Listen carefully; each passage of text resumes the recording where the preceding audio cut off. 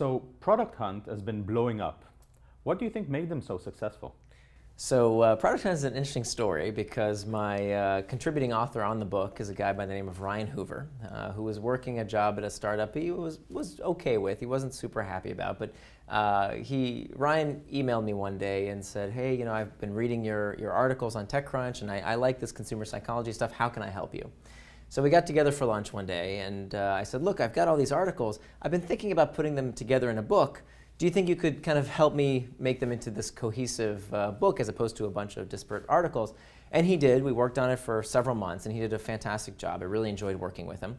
Well, there's nobody who understands the hook model, second to me, better than Ryan. And the next thing that Ryan did after we worked on this book was to start Product Hunt. Right. And he designed Product Hunt from the get-go with the hook model in mind. Now the company is doing phenomenally well. I'm lucky enough to be an investor, so full disclosure, I happen to be a fan for a number of reasons. Yeah, the app is doing incredibly well because it was designed with this hook at the early days of the product design. And of course, Ryan and his team get 110% of the credit for this. I have the easy part of just talking about the theory, but they had to actually implement it. But I think they saved themselves a lot of time and found the right thing sooner by using the model. And how I, as a new entrepreneur, can do the same? Right, so again, I'm a little biased here, but I think it starts by taking some time to figure out your hook. Before you've laid down any code, before you've done any wireframes, just to think about what the core experience is that you want to turn into a habit. And then ask yourself, do you have the fundamental characteristics of a habit-forming technology? By number one, have you identified the internal trigger? Do you know your user's itch? Number two, what's the external trigger that gives the user some piece of information to do the intended action? Number three, what's the intended behavior and how can it be made as simple as possible? Number four, the variable reward is how are you giving the user what they want, scratching their itch, and yet leaving them wanting more?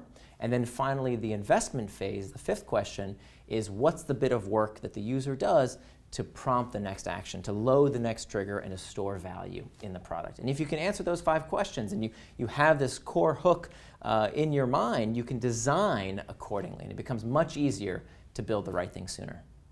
Can I use the same model on existing products? Sure. So it's a little bit more difficult because, as you know, once you've built a product, it's kind of hard to change it, right? You've done all the architecting. People have worked hundreds of hours on it. It's harder to change. And so what oftentimes I see people doing is I'll get emails from an entrepreneur or a product manager, and they'll say to me, look, you know, we've been struggling with this product, and until we read your book, we couldn't figure out why people weren't using it. Right? We put so much effort into building it and we didn't know what was going on.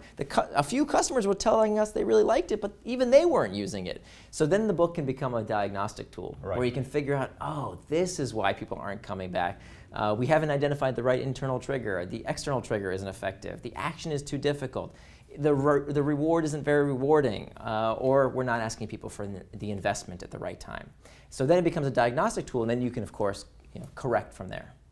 So what hooks does Product Hunt have? Sure. So I think Product Hunt has a great hook. It's something that people use on a daily basis. I think their hook is very reliant on this external trigger of getting an email. So you get this daily email from Product Hunt that says, hey, here's the latest and greatest in technology products.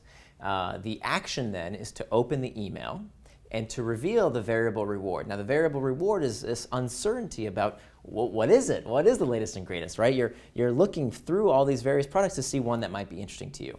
You click on one of those products. If you go to the Product Hunt discussion page, there's all these discussions happening about people talking with the founders of these products. There's this great community formed around these products. And the more you interact with that community by commenting, by sharing things to that community, by creating collections, all of these things load the next trigger and store value. So the next time it won't be your daily digest anymore. Now it'll be an email from, oh, this is your friend who you trust who just posted something to Product Hunt prompting you to come back again, right? That's something a piece of information that you've given the company that can now send you through that 4 steps of the hook once again. And the more you use the product, and this is where I think investors think the company can grow outside of just technology, is that it learns your tastes. It learns what you're into. And so hopefully over time, that hook expands into all different kinds of interesting industry areas. So understanding me and giving me a more relevant result. Right, exactly. That's part of this investment phase.